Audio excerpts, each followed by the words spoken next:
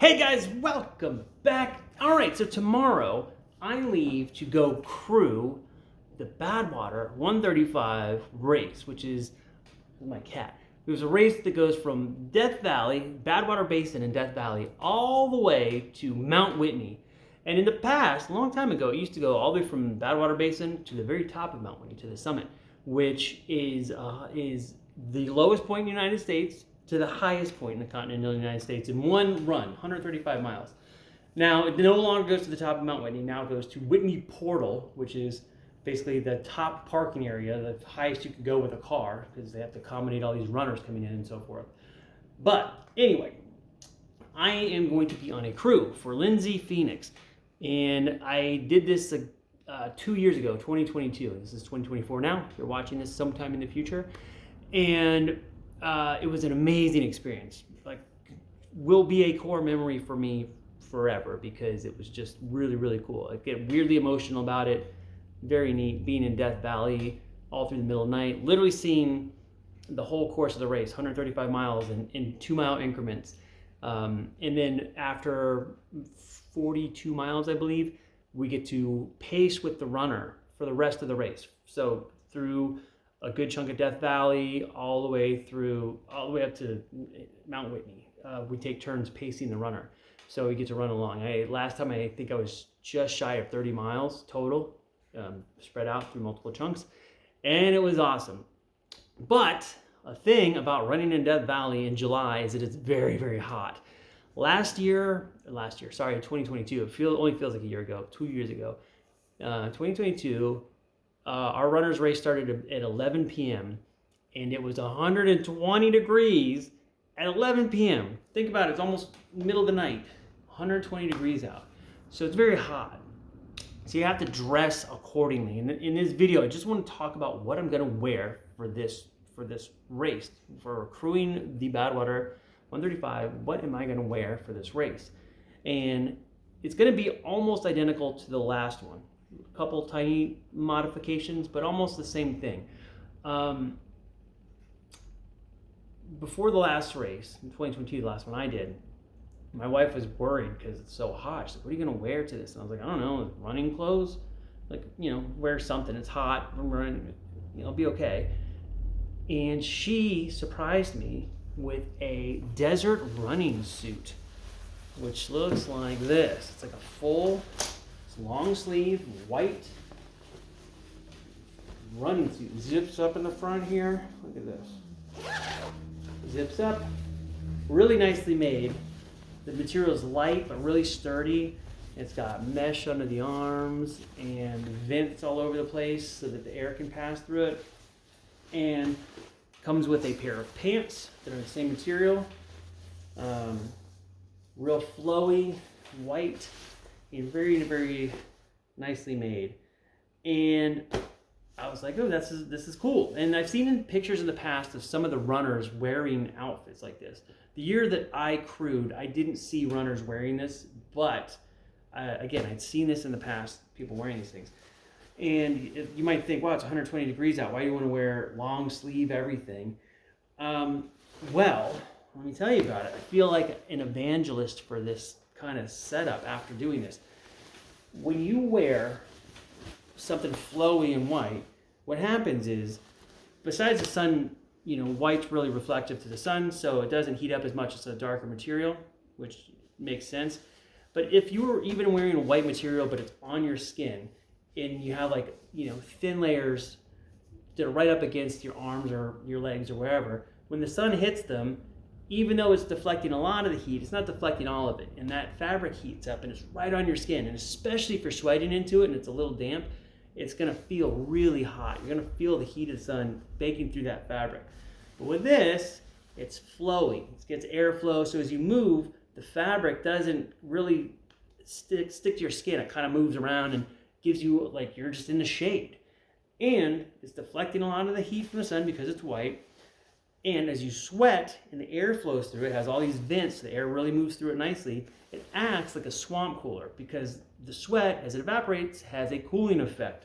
And that is enhanced when you're in very, very dry environments like the desert, Death Valley. It feels much cooler. So the difference between not having this on and having it on, just a few minutes later, it feels easily like a 10-degree drop in temperature having this on. It's amazing. So I really wanted everybody to see these because it's just so useful, especially in that environment. So I will be wearing this suit during the day on Tuesday because the race starts Monday night. During the night, I will be wearing something else I'll show you in a minute. But during the day, Tuesday all day, and probably Wednesday morning until we hit close to the finish line, I'll be wearing this. And it's made by a company called Solumbra. I believe that's right. Yes, Solumbra is the name of the company. Not sponsored. It's just really, really well made, so I wanted to show it because it's awesome. And then at night, I'll be wearing a pair of running shorts. I have a few pairs, nothing special, just one of my pairs of running shorts. And probably one of these high-vis shirts along with the vest. We're required to wear super reflective gear with like reflective stuff on the sleeves and all this stuff like a road worker plus flashing lights. We have to be very visible. So at night I'll be wearing all that stuff plus probably one of these shirts, maybe, depending on how it is, and running shorts. And then for my shoes, I'm wearing my Ultra Escalantes, which are, I love these a lot. Last time, 2 years ago, I bought the shoes. I'm actually wearing them. Check out my cool socks. These Hokas, which a lot of runners love Hokas. I do not like them to run in. I bought them because it was going to be so hot. I thought if the ground is super hot and I'm wearing like, what shoes am I going to wear? I got the Hokas because they have the most cushion between the ground and my feet. It wasn't so much for the cushioning of like the stepping, is more just I wanted as much distance between the asphalt. But after doing it 2 years ago, I think these shoes are going to be just fine, and they're more comfortable. I like wearing these more. The Hokas make my knees hurt and stuff. I don't like that. So I'll be wearing my Ultra Escalantes for the run. And then on my head, I got my North Face hat with a little flap in the back to keep the sun off my neck. And I got a very bald head under here, so got to keep a hat on to keep the sun off me as much as possible. What I like about this one is it has this little adjustable thing here, so if it's windy, I can make sure it doesn't go flying off, which is great. And I will be wearing a pair of Gooder sunglasses, which I actually have an absolute ton of these sunglasses. I'm going to show you something here. This is kind of ridiculous, but I have like a ton of Gooder sunglasses, tons of them. This isn't even all of them. This is a lot of them. It's not all of them. Tons of them. It looks like I'm sponsored, but I'm not. I won these at a costume contest. All these glasses. I won them at a costume contest that was put on by Phil Guyman, who has a YouTube channel.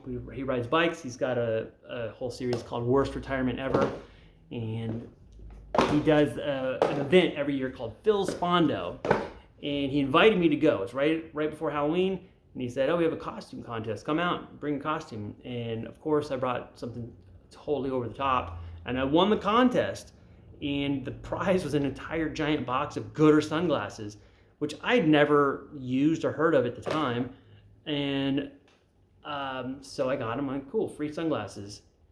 And I love them. They're really, really nice. I'm not sponsored. I feel it looks like I'm sponsored, but I'm not sponsored. But these glasses, I really like them a lot. I have a bunch of them. So if you're looking for sunglasses, these things are great. They're pretty cheap. They're like, I don't know, under 30 bucks probably. They hold up really well. They stay on your face great. I love them.